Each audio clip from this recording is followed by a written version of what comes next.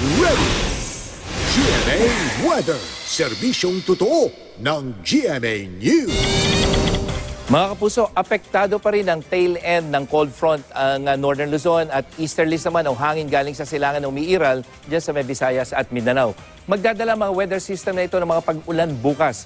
Sa Luzon, maghapong mataas ang tsansa ng ulan dyan sa may Cordillera at Cagayan Valley na pwedeng magdulot ng landslide at flash flood. Habang sa hapon, may pag-ulan na rin dyan sa may Central at Southern Luzon, lalo na sa may Bicol Region. Sa Metro Manila, posible ang ulan mula tanghalian hanggang sa gabi. At sa Visayas, maghapong may tsansa ng ulan dyan sa may eastern section at sa hapon, halos buong Visayas na ang makakaranas sa mga pag-ulan.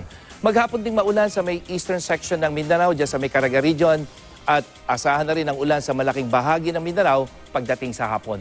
Mga kapuso, matapos ang supermoon, masasaksihan naman natin ang pag-ulan ng Bulalakaw o ang Leonids meteor shower bukas po ng gabi hanggang sa madaling araw ng Biyernes. Ayon sa Pag-asa, hanggang 20 meteors ang posibleng makita sa peak nito na alas 2 ng madaling araw. Ang Leonids ang isa sa pinakamagandang meteor shower at noong 1966 ay umabot sa ilang libong bulalakaw ang nakita noong peak nito.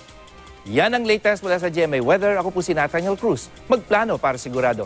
I am ready. Serbisyong totoo ng GMA News.